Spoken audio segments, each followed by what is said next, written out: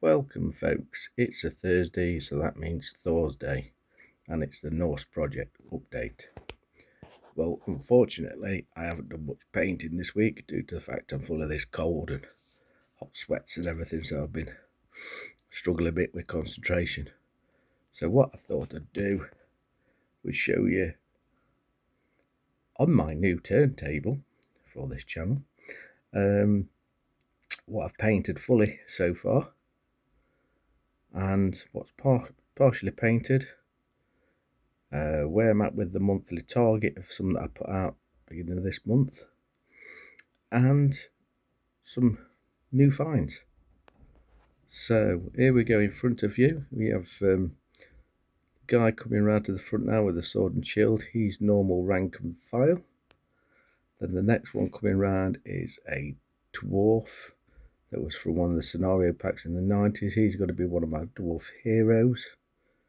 Then you have the gentleman here with a sword and shield. He may be one of my heroes or a champion. Then you've got that bloke here with a Dane axe and helmet in his hands. He's going to be a leader. And this one here is going to be a leader also, which is a very rare one from Marauder Miniatures. So that's what I have at the moment, foot-wise, completely painted. Just bear with me while I change stuff about a bit. Sorry, my camera's moving all over the place because I'm having to use my mobile, and I think this gives a better clarity of picture, to be fair. And the next thing that's fully painted is the Yeti. This is a resin model which I got from War Bases in the UK. It's part of their Bifrost range, and yeah, it's come out pretty well. So for some strange reason it looks like it's broken part of its horn off. I don't know how that's happened, which is much annoying. Must have dropped something on it at some point. The rigours of wargaming. It's one of the reasons why I don't particularly like resin. So, but yeah, so that's that one. I mean, I'll just have to do, I can probably hide that stark white piece or grey piece that's showing through at some point. But yeah, so that's the Yeti. So looks like I've got to do some paint hiding on that. Then here comes some of the partially painted stuff that's around. Obviously there's this big thing here, again from the Bifrost range from War Bases. It's their giant. This is just a temporary fix till I order one from America which is more aesthetically pleasing to the army. None of these last two figures that I've showed you I'll be able to use at GW if I go there because they're non-GW, but I will be using them in games at home and amongst friends. So yeah, so that's the giant, another resin piece, and more partially painted stuff that I've been steadily working on. So please bear with me folks, because this will probably go in and out of Zoom or whatever as I'm doing it. So this is the first bunch that I can put on.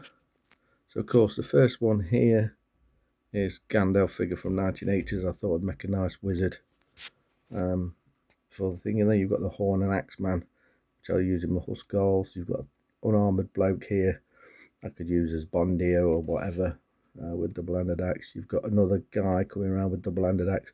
He may be a hero I might create him as a hero figure. And you've got this dwarf here, ideal for a hero or maybe a champion for a figure, for a unit. So there you go, that's those that are partially done.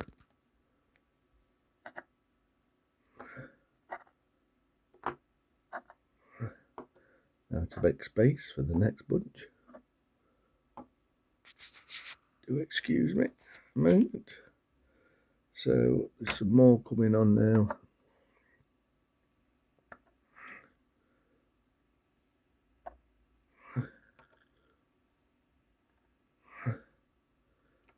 Oh dear, excuse me, I'm full of this cold. So here we go, coming round, we have swordsman. He will have a shield on his back, which will go into a Huskall unit, because I want options. Then you've got a Bondier here with sword and shield. You've got this bowman coming round. He's actually going to be part of the huntsman unit.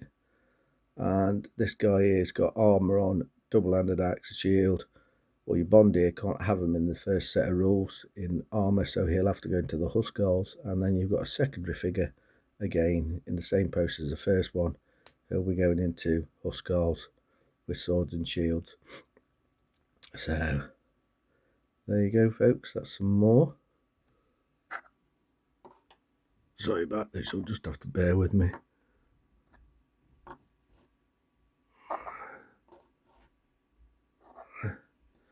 And you remember me showing you the 6 that I want to do for the month. So, not much done on these, I'm afraid.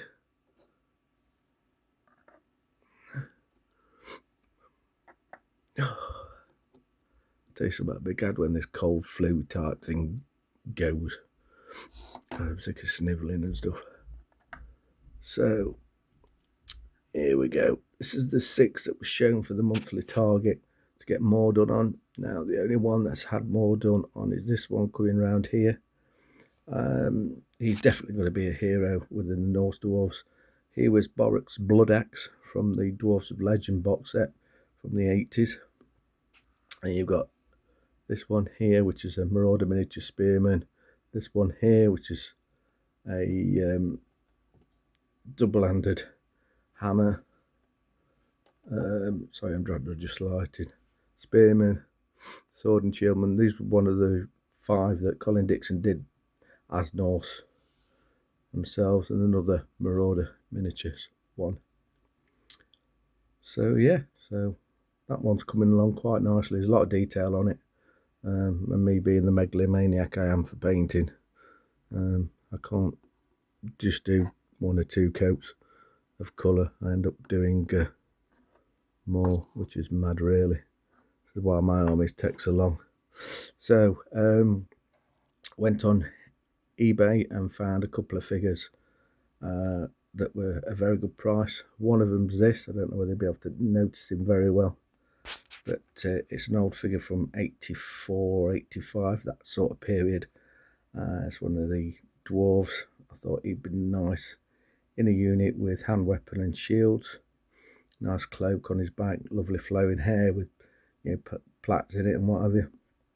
So some space on the shield to do some designs if I want, or find some transfers to fit. Saves a lot of time, and just highlight the transfers. So yeah, that's one of them that I managed to get at a good price, not a stupid price. So yeah, so he's come up quite nicely indeed. He'll be probably get undercoated this week. I also dropped on one of these as well.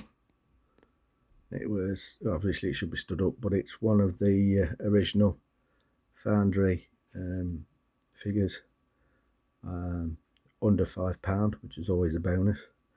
I probably will be converting him into a spearman, so I can have some Bondier with, not Bondier, sorry, some Huskarls with spears. In the other set of rules I've got, I can use Bondier with some sort of armour on. So again, I'm trying to cater for both rules where I can. And the first set of rules are very limited in armour. Yeah, they just go to the Huskarls, and obviously the dwarves in the list. So yeah, it could be a pretty weak army for being shot at and stuff. So yeah, I managed to get him. Then some of you may have seen this old beauty. It's from Magnificent Sven scenario in the 2nd edition rules. He was originally just out of the normal, Citadel wizards at the time in the 80s. So it wasn't specially made for the scenario. It was readily available. This one I've had a long time, for a very, very long time. So it didn't cost me much to get hold of it. So yeah, got that. Dug that out of my room of shame. So yeah, there's a lot more work to do on him, and I did a previous video on him if you want to check that out. So there you go, there's that one. And I have to excuse shaky cam again, but there's this one here. Now I don't know whether I'm going to use him in the Norse army. I may do, I may not, I don't know yet. He's another dwarf that's quite old. He was from the 1980s, mid 1980s, I believe. He's armed with double-handed axe. You can see his shield. He's got crossbow and a hand weapon as well. Smoking his pipe. Cracking little figure. He's also one of the figures that are in the bloodbath. Excuse me. Excuse me, folks. That's in the bloodbath at Orcs Drift. Again, if you look around on eBay, you can find these cheaper than the people are claiming. They're very rare and from bloodbath at Orcs Drift scenario. Again, that was another scenario where nothing was especially made for it. It was all available from products within the catalogue.